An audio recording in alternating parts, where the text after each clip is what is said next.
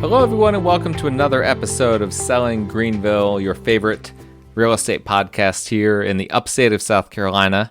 I'm your host, as always, Stan McCune, realtor here in the Greenville area, and I am happy that you're listening to this podcast, and I would just ask that you subscribe, rate, review, download, all of those great things. Make sure that you don't miss any shows by doing those things, and that also helps to support the show as well, so I appreciate if you guys can do that.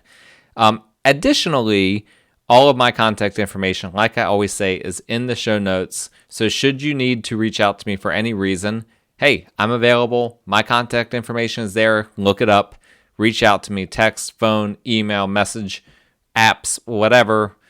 I mean, I'm even on like Signal and WhatsApp and, you know, all these other things. If you need me to be there for you, I can do that. I don't have all of that information in the show notes.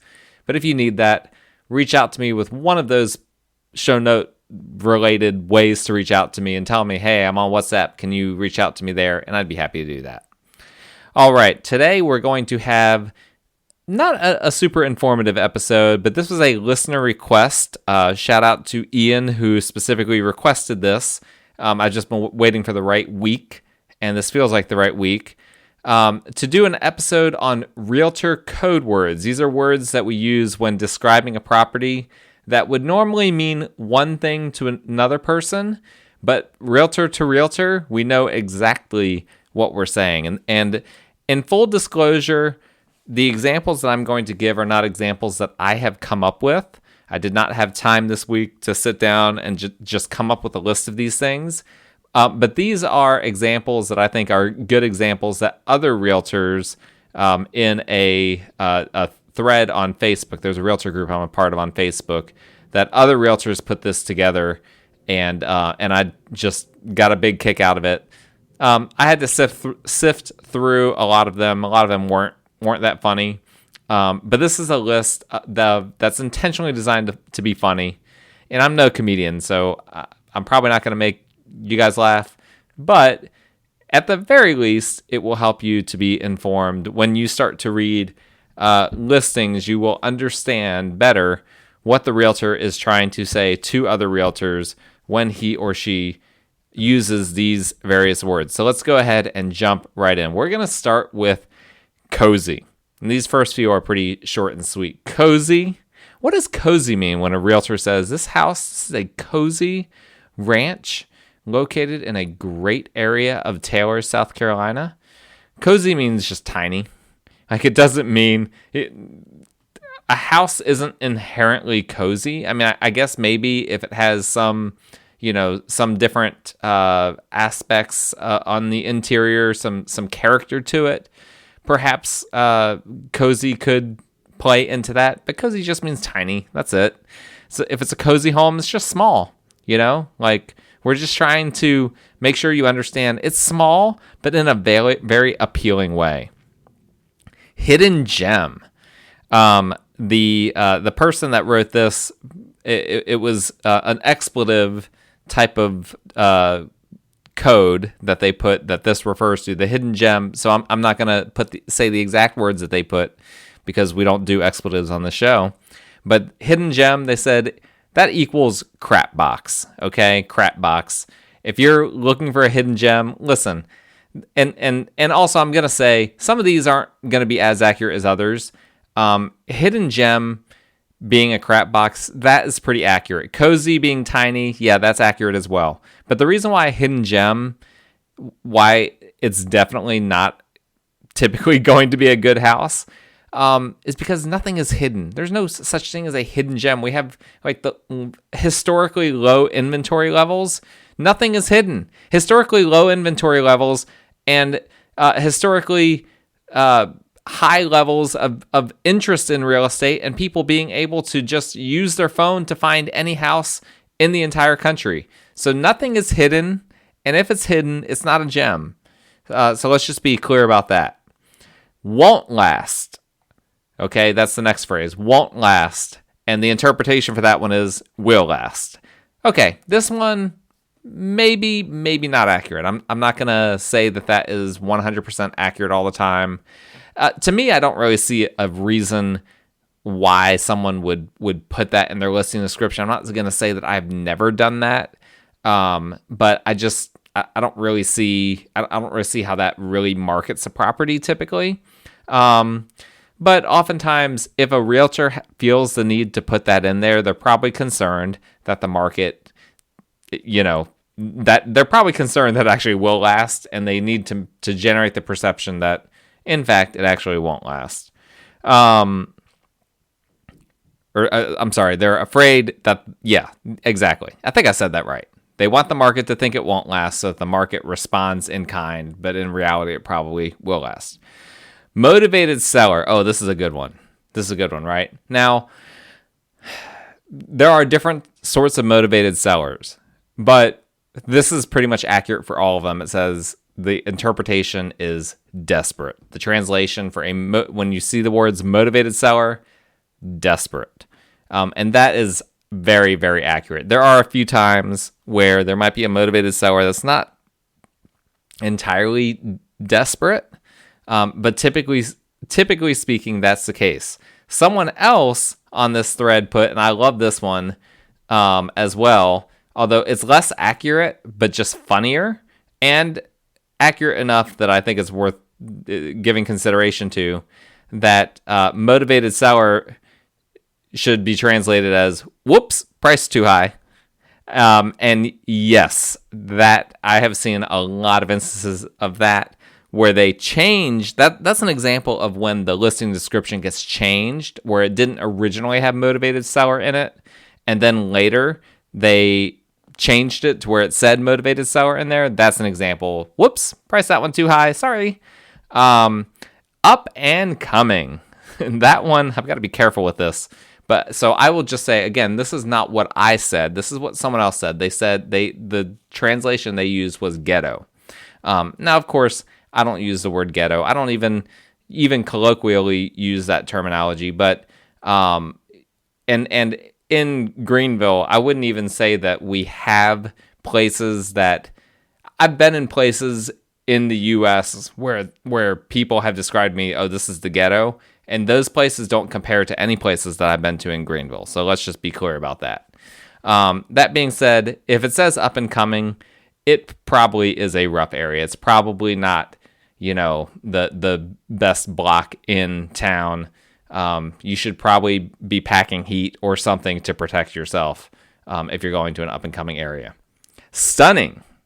Stunning should be translated as completely normal, which is probably, I mean, it depends. It depends on what is stunning, right? If it says a stunning staircase, yeah, I've seen examples of like a stunning staircase and like a 2-story foyer, but I've seen plenty of examples of stunning just being completely normal.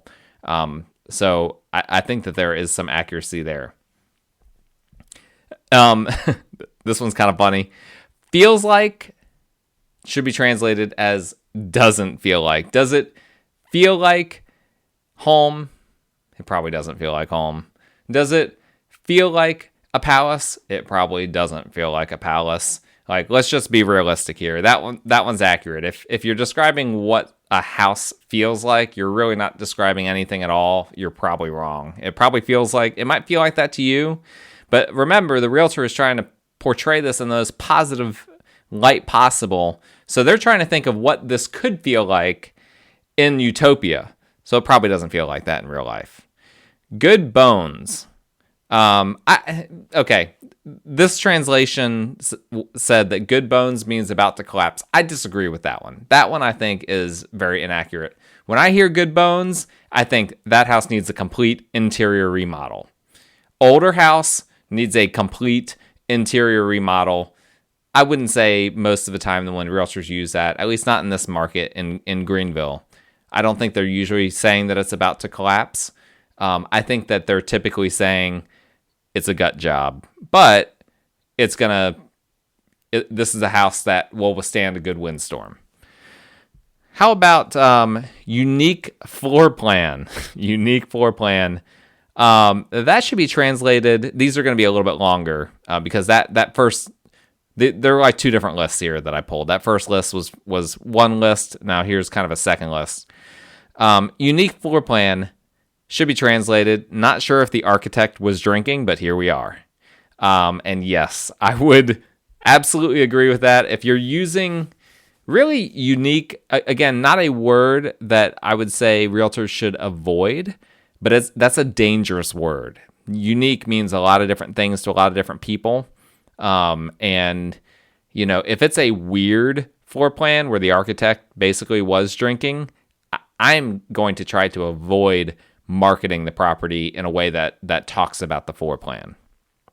You don't want to draw attention to things that are a negative to the house.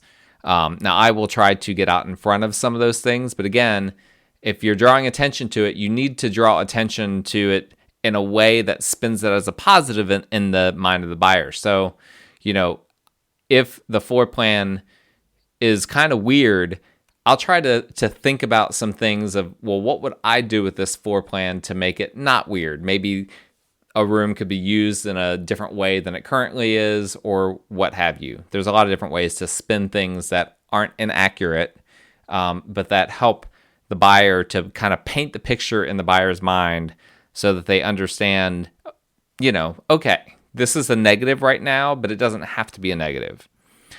Here's another one. Owned by the same family for X number of years equals never been updated. And that's probably pretty accurate. If you're talking about, if you're having to market one of the positives about a house is that it's owned by the same family for a long time, odds are it's probably in okay shape, but it has never been updated.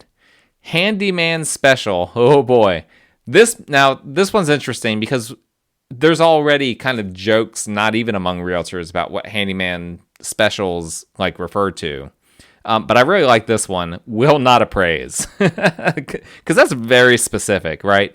We all think of handyman special. Okay, it's obviously a fixer-upper of some sort. But specifically, you're saying handyman special. If you're saying fixer-upper, I think you're basically saying, okay, this needs to bring a cash buyer. Like, this is not going to qualify for financing at all. But if you say handyman special, you're kind of leaving it open for a little more open for interpretation, and you might get some of those people that might be looking for something that just needs a little bit of work, but they're trying to get it financed. The handyman special, unfortunately, will not appraise. You won't be able to get that financing. In demand area equals lock the car doors. I wouldn't say that is 100% accurate, but again, do you need to say that an area is in demand? You have to think about that. Like, let's say that I am listing a house in downtown Greenville. I just have to say the house is in downtown Greenville. Well, it's not going to be. They don't allow houses in downtown Greenville. Let's say a condo in downtown Greenville, right? Let's say I'm listing a condo in downtown Greenville. I'm not going to say in demand area. People already know that. But I might explain, let's say that it's in a more transitional area, but that is up and coming, as we've already described, or in demand, quote unquote. I'm going to, instead of just saying it's an in-demand area or an up-and-coming area, I'll usually try to explain some of the things that make it positive. It's this close to downtown. It's this close to the Swamp Rabbit Trail. It's very close to Unity Park, which is, by the way, coming along very nicely. If you're in the Greenville area, I recommend driving by Unity Park. It's really starting to look cool. Or ride a bike up there as the Swamp Rabbit goes right by.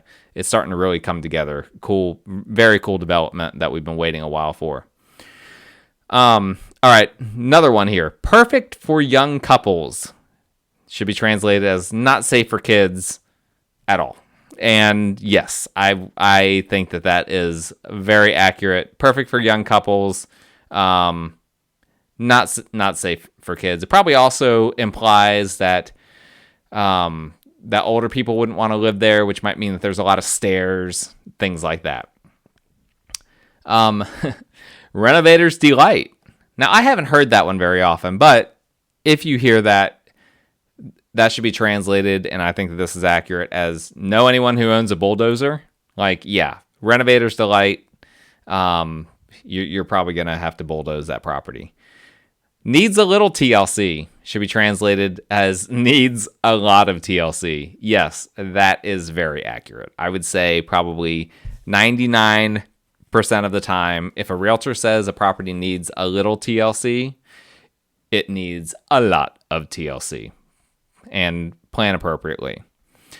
Back on the market due to no fault of seller should be translated as 200 issues on an inspection report that the seller won't fix.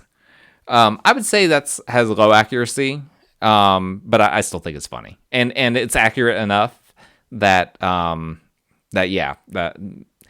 for me personally, if a property comes back on the market and I feel like it is the fault of my sellers, I simply won't explain in my listing why it's back on the market.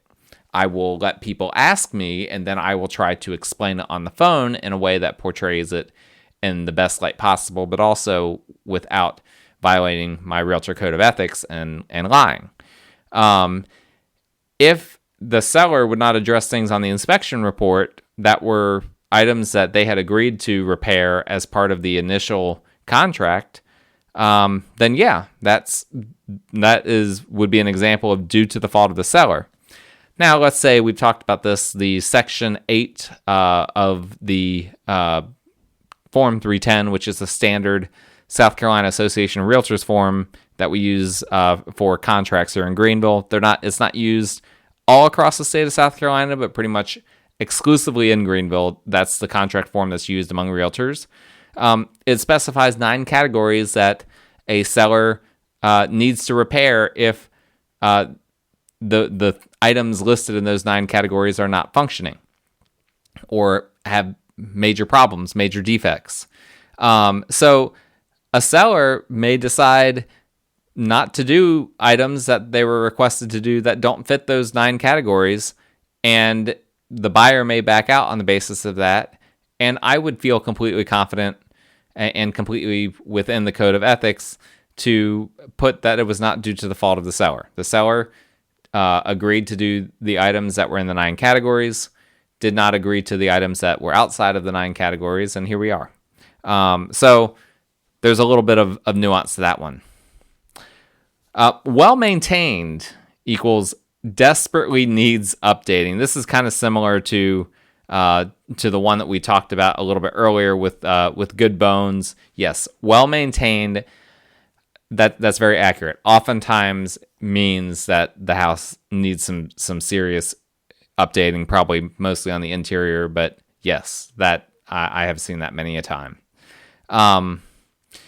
Hidden, one person commented, remember this is on Facebook, he said, I thought hidden gem meant you might hear banjos on your long drive in. Make sure you have 4-wheel drive in case it rains. Well, obviously that realtor is in the country. Now we have some country areas here as well, and that certainly can mean that. I could see that in some areas, not so much in Greenville. Who knows?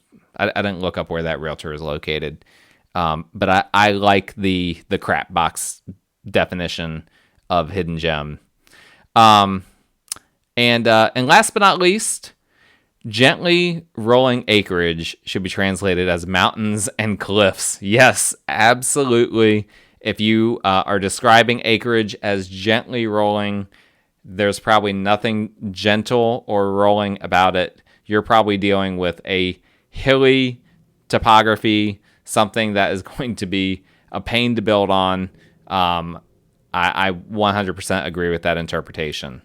I tried to avoid using these things, using the same terms in cliche ways, but hey, let's just be honest. We're communicating different things to different people when it comes to this. But at the end of the day, I am a pretty forthcoming realtor, and I have done what we call, and what you may have heard me describe as, wholetailing properties, which is basically buying a hidden gem, as it were, and then not doing anything to it, just listing it for more than you bought it for. I have done that on multiple occasions where I bought properties that I had good equity in them. And I will just tell people, this needs everything. It literally needs a full renovation.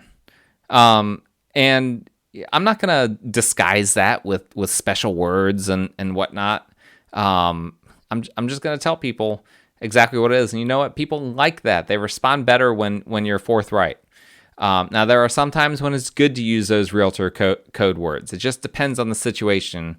It's not a one-size-fits-all type of thing. But if you guys have any other ones that you're thinking of, any that you've seen that you're like, hey, I wonder what this means, please, my contact information is in the show notes. I'd love to have some fun with this. Send those over to me. Send me a listing that you see that uses some of those code words, and we'll try to decipher it. If you like the show, please subscribe, rate, review, download, all of those things. Let me know. Hit that 5-star button, and let's get this out to more and more people. I hope you guys enjoyed, had a little bit of fun. Starting to get colder. Well, not this week, but normally this time of year it's starting to get colder, and it'll probably the temperature will fall off pretty soon here. So here's something to give you guys hopefully a little bit of levity and also a little bit of understanding about how realtors talk to each other. And this is all we talk about every day. We just get together and, have some beer and just talking these code words all day long. And that's what we do. So if you have any questions about that or anything you want to contribute, let me know. Hope you guys have a great rest of the week, and we'll talk next time.